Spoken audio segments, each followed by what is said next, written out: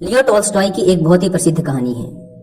कहते हैं कि पुराने रूस में 3 फकीर बहुत प्रसिद्ध हो गए। वे इतने प्रसिद्ध हो गए कि वहां का जो सबसे बड़ा पादरी था उसे उन तीनों फकीरों से बड़ी ईर्ष्या होने लगी, क्योंकि धीरे धीरे लोगों ने चर्च में आना ही बंद कर दिया था। चर्च से लोगों की भीड़ बिल्कुल गायब सी हो गई थी।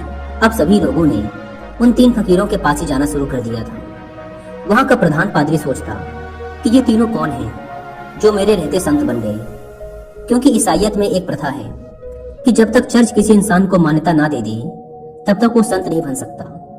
पादरी बड़ा परेशान रहने लगा, क्योंकि लोगों में चर्च की लोकप्रियता दिनों दिन कम होती जा रही थी। लेकिन एक दिन तो हद ही हो गई।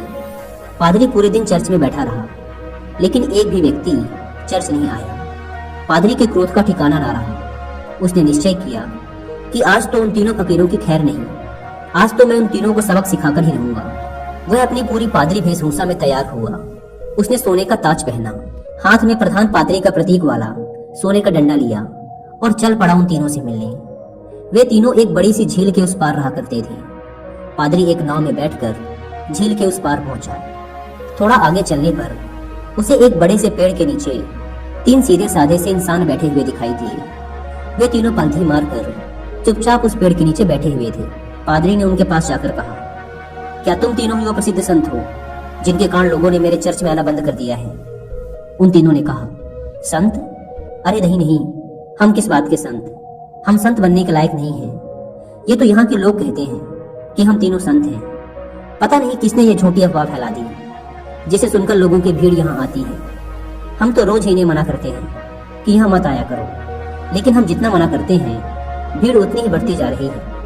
हम इस भीड़ से परेशान हो चुके हैं। ये भीड़ भाड़ हमें रुचती नहीं। हम तो एकांत में रहना चाहते हैं। अच्छा हुआ आप आ गए।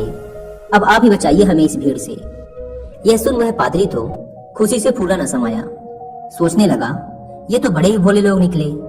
खटिया खड़ी कर दूंगा इन तीनों की। आज तो इन तीनों को लाइन में लगाकर ही जाऊंगा। पादरी ने पूछा, लेकिन तुम तीनों करते क्या हो?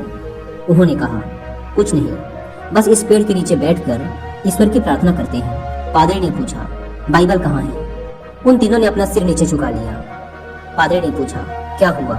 उन्होंने कहा, अब क्या बताएं आपसे, हम तीनों ही अनपढ़ हैं, हमें पढ़ना नहीं आता। बाइबल रखकर भी क्या करेंगे? यह सुनकर तो वह पादरी और भी खुश हुआ। सोचने लगा, अनपढ़ हैं फिर भी इतने सारे लोगों को बेवकूफ बना रखा है। इनकी तो मैं मटिया मेट कर डालूंगा, पूरे शहर के सामने इनकी बेइज्जती करूंगा। पादरी ने पूछा, फिर तुम लोग प्रार्थना कैसे करते हो? चर्च की प्रार्थना तो तुम्हें याद होगी ना? यह सुन उन तीनों ने फिर से अपना सिर नीचे झुका लिया। पादरी ने पूछा, अब क्या हुआ? तुम लोगों ने फिर से अपना सिर नीचे क्यों झुका लिया? उन्होंने कहा, क्या बताएं, बड़ी लज्जा आ रही है आपसे बताते हुए कि हमें प्रार्थना भी नहीं आती। पादरी ने आश्चर्य से कहा, क्या तुम्हें प्रार्थना भी नहीं आती? उन तीनों ने नाम में अपना सिर हिला दिया। पादरी ने कहा, फिर तुम तीनों प्रार्थना करते कैसे हो? उन्होंने कहा, आपके चर्च की प्रार्थना तो बड़ी लंबी चौड़ी है, हम अनपढ़ गवारों को याद ही ना हो पाई, और फिर गलत पढ़ने का कोई मतलब भी नहीं है। इसलिए बहुत सोचने के बाद, बहुत गणित भिड़ाने के बाद हमने अपनी खुद की एक प्रार्थना बना ली। यह सुन पादरी जोर से चिल्लाया, क्या तुमने अपनी खुद की प्रार्थना बना ली? प्रार्थना तो सर्वमान्य होती है, शास्त्रों में लिखी होती है, हजारों हजारों साल पुरानी होती है। जीसस को तो प्रार्थना खुद परमात्मा ने सिखाई थी, लेकिन तुम लोगों ने अपनी खुद की प्रार्थना बना ली। उन्होंने कहा, हमसे बहुत बड़ी गलती हो गई, हमें माफ करें। हम अनपढ़ गंवार इंसान, हमें कुछ नहीं पता। अब आप हमें जो प्रार्थना सिखाएंगे हम वही प्रार्थना आज से करेंगे।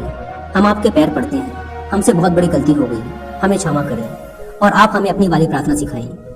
लेकिन पादरी के मन में भी जिज्ञासा जागी कि देखूं तो इन्होंने कौन सी प्रार्थना बनाई है। पादरी ने कहा, पहले तुम लोग मुझे अपनी प्रार्थना सुनाओ। उन्होंने कहा, नहीं महाराज, हम अनपढ़ों की प्रार्थना का कोई मतलब नहीं। आप हमें और शर्मिंदा ना करें, आप हमें अपनी वाली प्रार्थना सिखाएं। लेकिन पादरी नहीं माना। इसलिए पादरी के बार बार कहने पर आखिर में वो अपनी प्रार्थना सुनाने के लिए राजी हो गए। उन्होंने कहा, हमने बहुत सोचा, बहुत विचार किया, लेकिन हमें कोई प्रार्थना ना सूझी। फिर हमें याद आया कि ईसाइयत में तो भगवान के 3 रूपों को माना गया है, इसलिए हमने इसी पर अपनी प्रार्थना बना दी। अगर आप हमारी प्रार्थना सुनेंगे तो हम पर हंसेंगे। इसके बाद वे तीनों चुप हो गए। पादरी ने कहा, अरे बताओ। नहीं हंसूंगा मैं। उन्होंने कहा, भगवान के 3 रूप हैं, इसलिए हमने प्रार्थना बना दी कि हम भी 3, तुम भी 3, हम पर कृपा करो। यह सुन तो वह गंभीर पादरी भी हंस पड़ा। बोला, जिंदगी में बहुत प्रार्थनाएं सुनी, पर ऐसी प्रार्थना कभी न सुनी। वह मन ही मन सोचने लगा, बड़े बेवकूफ लोग हैं, आज तो इनकी अक्ल ठिकाने लगाकर ही जाऊंगा। इन तीनों को मेरे पास चर्च में आना ही पड़ेगा। उन तीनों ने कहा, आप हमारी छोड़िए, अपनी प्रार्थना सिखाइए, हम आज से वही करेंगे। पादरी ने उन्हें चर्च की प्रार्थना सिखानी शुरू की। उन्होंने कहा, एक बार और। पादरी ने फिर सुनाई। उन्होंने कहा, एक बार और। पादरी ने तीसरी बार सुनाई। उन्होंने कहा, एक बार और, कहीं भूल न जाए। पादरी ने फिर सुनाई। उन्होंने कहा, एक आखिरी बार और। पादरी ने कहा, घबराओ मत, कभी कभी चर्च भी आया करो, धीरे धीरे तुम लोगों की भी जिंदगी सुधरने लगेगी, और अगर रोज आओगे तो यह प्रार्थना भी सीख जाओगे। उन्होंने कहा, जी, जैसी आपकी आज्ञा।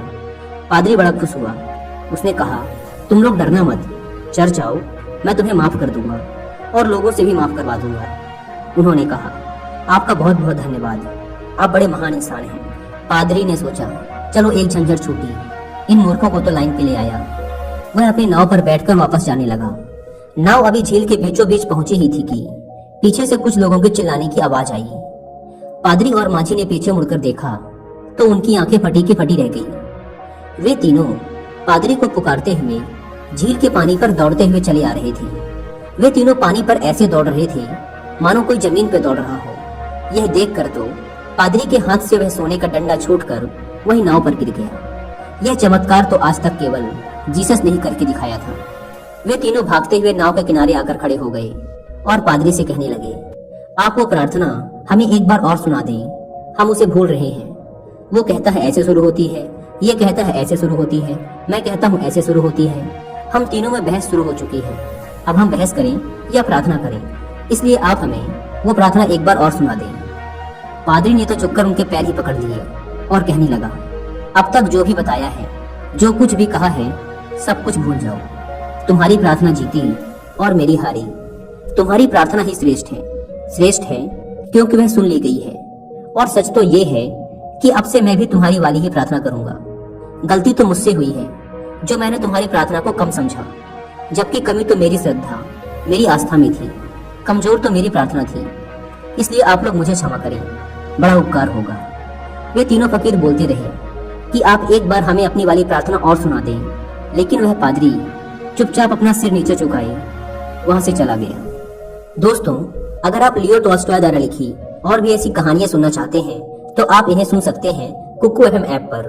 कुकू एफएम इंडिया का लीडिंग ऑडियो बुक प्लेटफॉर्म है, जहां पर आप कहानियों के अलावा self help books, religious books and famous personalities की बायोग्राफीज को भी ऑडियो फॉर्मेट में सुन सकते हैं, वो भी अपने मनपसंद लैंग्वेज में।